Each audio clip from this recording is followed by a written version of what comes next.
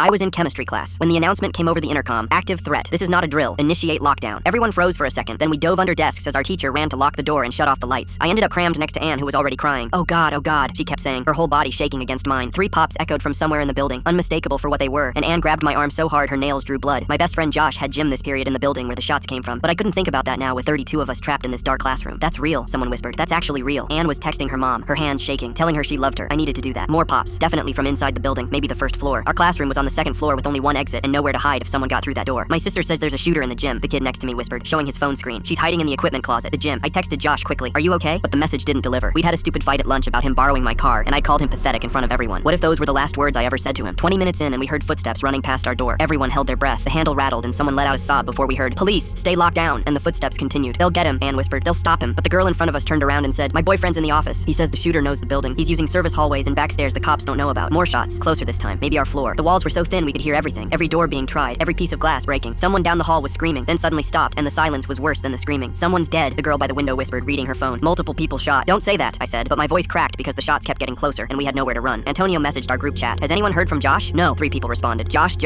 please be okay. 45 minutes and the sirens were constant, but the shooting hadn't stopped. We could hear it moving through the building like thunder, sometimes distant, sometimes so close we could hear shell casings hit the floor. The fire alarm started blaring, then cut off abruptly, like someone had ripped it from the wall. He's on the 3rd floor now, someone whispered, reading updates. Science wing, going room by room. That's directly above us, Anne said. He's going to come back down. We could hear movement through the ceiling tiles, deliberate footsteps directly above us, and bits of dust drifted down as the footsteps stopped. It was like he was mapping out the rooms below, planning his route. The girl with the boyfriend kept giving updates. They're saying he has a list. He's looking for specific people. We heard footsteps on the stairs, heavy and fast, then slow and deliberate. Our hallway. Everyone went completely silent. The footsteps stopped right outside our door. The handle turned, testing it. Someone made a muffled crying sound. The handle turned again, harder, rattling in its frame. Then the footsteps continued, and we all exhaled at once. We're going to die in here, Anne whispered. But after an hour, we were still alive, still in total darkness. My legs were cramping from crouching under the desk, but moving seemed more dangerous than pain. Someone said the shooter was wearing a black hoodie and jeans, which described half the school. He's in the main hallway, the girl with the boyfriend said, moving toward the math wing. The math wing connected to ours. He was coming back. Turn off your phones, our teacher whispered. No light, no sound, complete darkness. I could hear my heartbeat, Anne's ragged breathing, someone praying under their breath, then footsteps getting closer. They stopped at the room next door. A door handle rattled, then breaking glass. We could hear him stepping through, glass crunching under his feet, desks being overturned like he was looking for someone specific. Anne grabbed my hand and squeezed so hard I thought bones might break. The footsteps came closer, stopped right outside our door. The handle turned, locked, a pause, then 3 loud bangs as something hit the door. The frosted glass window cracked but didn't shatter. We could see a shadow through it, just standing there, waiting. He knew we were in here. He was taking his time. More bangs on the door, harder this time. The glass spiderwebbed. One more hit and he'd be through. The shadow was the right height for a student, not an adult, and something about the posture seemed familiar, but I couldn't place it through the fractured glass. The shadow shifted, raised something toward the glass. This was it. We were going to die in this chemistry classroom. My phone I thought I'd turned off lit up with a text, the sound seeming impossibly loud in the silence. Everyone whispered at me to shut up, but I just stared down at the screen. From Josh, you shouldn't have said those things at lunch. I looked up at the shadow in the window, at the familiar height, the way the shoulders curved, and realized the black hoodie was the one I'd gotten Josh for his birthday. Full story on the channel below.